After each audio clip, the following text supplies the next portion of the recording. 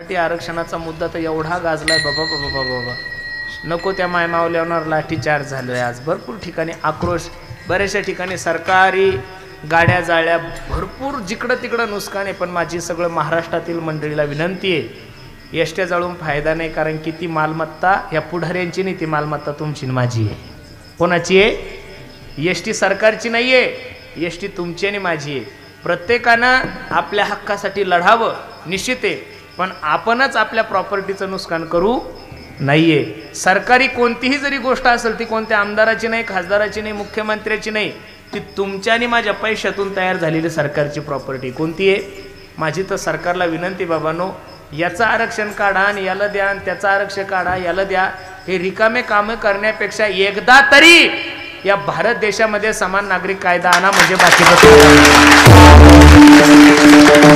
या आरक्षणामुळे असं झालंय महाराज, म्हशीकडचं नोकरीवर गेलंय. आरक्षणामुळं म्हशीकडचं नोकरीवर गेला, म्हणजे नोकरीला पाहत होते म्हशीकडे आले. 85-90% असून सुद्धा आपले पोरं घरी महाराज. आणि काही काही बावळे 35% पास झाले महाराज. ही पद्धत चुकीची आहे. मी खरं सांगू, बुद्धिमतान, अरे बुद्धिवाल्या माणसालाच प्राधान्य दिलं पाहिजेत महाराज. जिल्ह्याचा कलेक्टर करायचा 35% वाला कसा चालवलो? अजिबात नाही. बुद्धिवान माणसाचं बुद्धीचा काय झाला पाहिजे?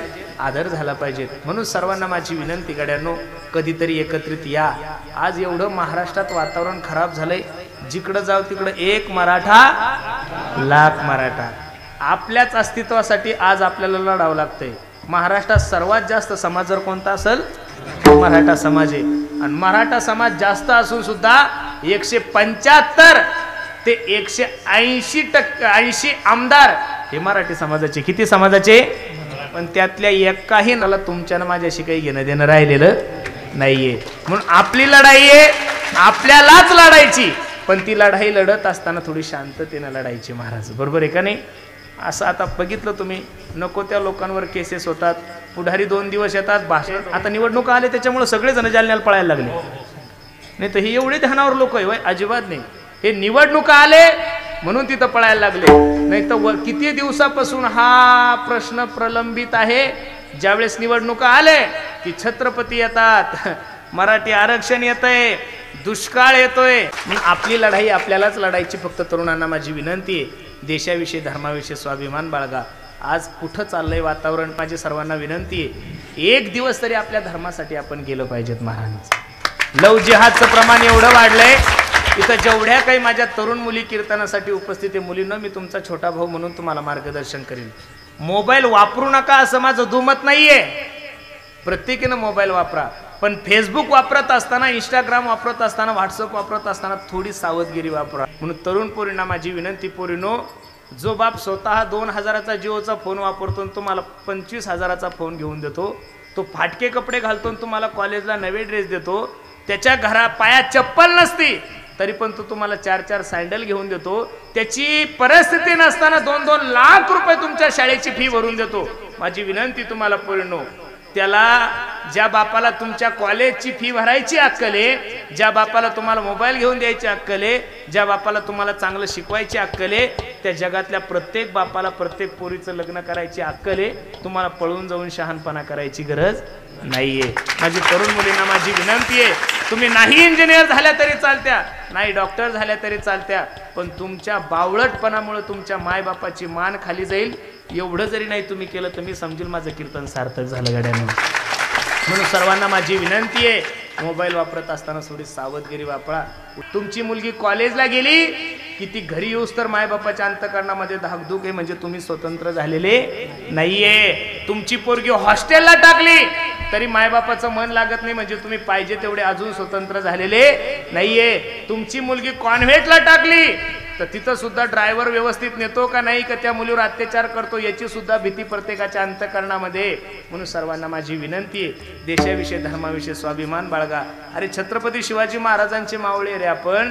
परस्त्रीकडे पाहिल्यानंतर छत्रपती शिवाजी महाराज डोळे काढणारे अशा राजाची औलाद आहे आपण. कोणाची? छत्रपती शिवाजी महाराजांची. म्हणून सर्वांना माझी विनंती आहे, कधीतरी देशाविषयी धर्माविषयी स्वाभिमान बाळगा. तरुणांना तर माझी विनंती, पोरांनो, तुमच्या जीवनाचा आदर्श या देशातला कोणताच पुढारी नसला पाहिजे. तुमच्या मोबाईलचा डीपी या देशातला कोणताच पुढारी नसला पाहिजे. तुमच्या मोबाईलचा डीपी फक्त आणि फक्त संभाजी महाराज छत्रपती शिवाजी महाराजच असले पाहिजे. ज्या छत्रपती शिवाजी महाराजांनी तुमच्या आणि माझ्यासाठी एवढं चांगलं करून दिलं ते ज्यावेळेस वरून पाहत असेल त्यावेळेस त्यांना लाज वाटत असेल की आम्ही काय केलं आणि हे लोक काय करतात ते. आणि या महाराष्ट्रामध्ये माझ्या छत्रपती शिवाजी महाराजाचं एकही मंदिर नाहीये याचं मुळीच दुःख मानू नका. पण महाराष्ट्रातले जेवढे काही मंदिर आहे तेवढे फक्त आणि फक्त माझ्या छत्रपती शिवाजी महाराजांमुळेच आहे. म्हणून आता महाराष्ट्र मोठ्या प्रेमानं म्हणतोय हो माझ्या राजाचं नाव गाजते गड किल्ल्याच्या दगडावर एकच राजा इथे जन्मला शिवनेरी किल्ल्यावर.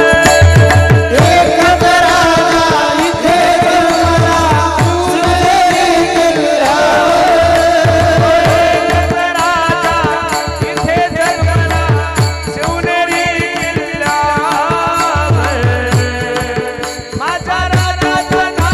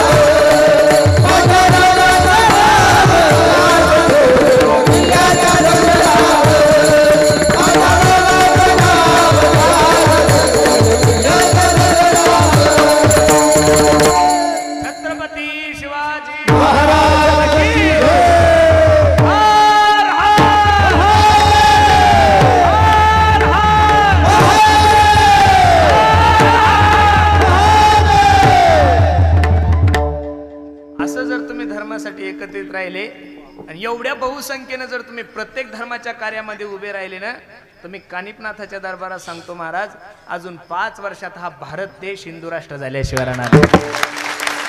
पण त्यासाठी तुम्हाला सर्वांना धर्मासाठी एकत्रित यावं लागेल. म्हणून सर्वांना माझी विनंती देशाविषयी स्वाभिमान बाळगा. अरे आतापर्यंत जेवढा विरोध झाला तेवढा आपल्या हिंदू धर्माविषयी झाला. मुस्लिम समाजाच्या लोकांनी आतापर्यंत कधीच अल्लाचा विरोध नाही केला महाराज. ख्रिश्चन धर्माच्या लोकांनी कधीच ख्रिश्चन धर्माचा विरोध केला नाहीये. जैन धर्मातल्या लोकांनी कधीच जैन धर्माचा विरोध केला नाहीये. बौद्ध धर्माच्या लोकांनी कधीच बौद्ध धर्माचा विरोध केला नाहीये. जेवढा विरोध केला तेवढा फक्त आणि फक्त आपल्या लोकांचाच आणि आपल्या धर्माचाच झालेला आहे. म्हणून सर्व हिंदू बांधवांना माझी विनंती आहे कधीतरी म्हणा मी हिंदू आहे आणि हिंदुस्तान माझा देश आहे. अरे तुम्ही पहिल्या वर्गात गेल्यानंतर तुम्हाला शिकवण काय दिली? India is my country, all Indians are my and sister, I love my country. Bharat माझा, सारे भारतीय माझे बांधव आहे आणि माझ्या देशावर म्हणून तो भारत माता आपल्याला म्हणतात. तुम्ही असं ऐकलं का? पाकिस्तान सुलता, अमेरिका मावशी, लंडन दिदी, अजिबात नाही. भारताला भारत माता का म्हणतात याचं कारण असं आहे, अरे चांगल्यांवर तर आम्ही प्रेम करतोच रे, जे आमच्यावर प्रेम करतात त्यांच्यावर तर आम्ही प्रेम करतोच, पण जे नालायक पाकिस्तानी सैन्य आमच्या हिंदूंना गोळ्या घालते, आमच्या जवानांना गोळ्या घालते, त्या जवानांना सुद्धा दिवाळीची पहिली मिठाई देणारा या जगातला पहिला देश जर कोणता असेल तर तो भारत देश. म्हणून सर्वांना माझी विनंती आहे देशाविषयी धर्माविषयी स्वाभिमान बाळगा. गो हत्या बंदी कायदा सुद्धा लागू झाला पाहिजे, कारण तुमच्या जवळच छोटं पाकिस्तान आहे, बरोबर आहे का नाही?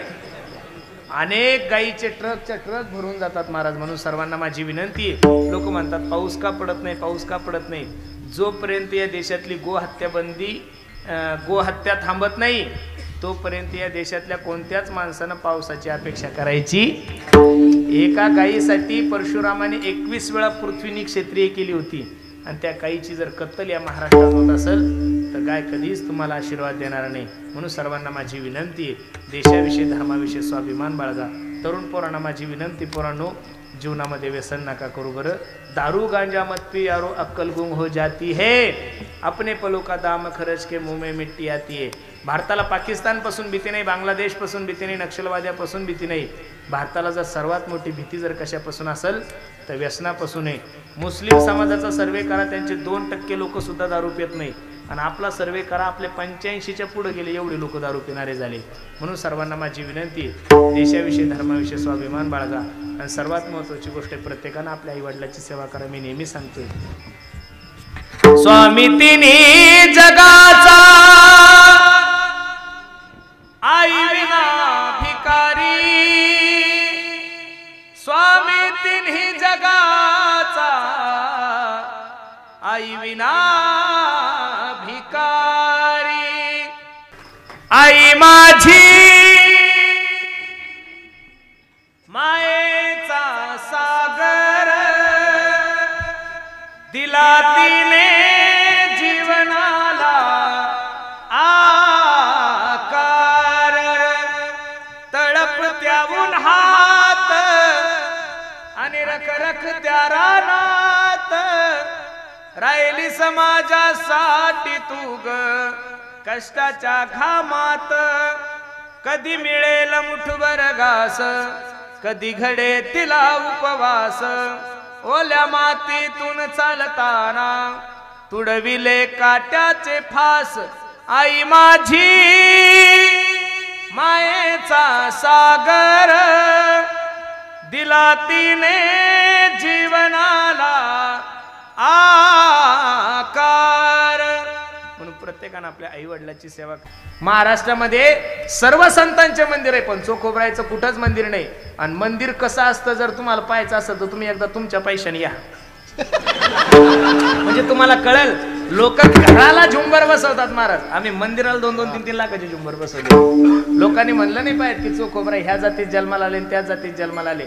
अरे प्रत्येक जातीवाल्याने जातीच्याच संतांचे मंदिर बांधले, पण मी पाटील असून चोखोबरायचं मंदिर बांधलंय महाराज। संताला जात नाहीये, तुम्ही संताला जातीत आणून ठेवलं महाराज। अरे चोखोबराय माझ्या पांडुरंगाचं हृदय, तर आपल्याला जातीवाद करण्याचं काय कारण आहे महाराज? स्वर्गातील अमृत अशुद्ध झाल्यानंतर ते शुद्ध करण्याचं काम जर माझ्या चोखोबरायने केलं, आपल्या वाईट बुद्धीनं आपण चोखोबरायला जातीत पाहतोय महाराज।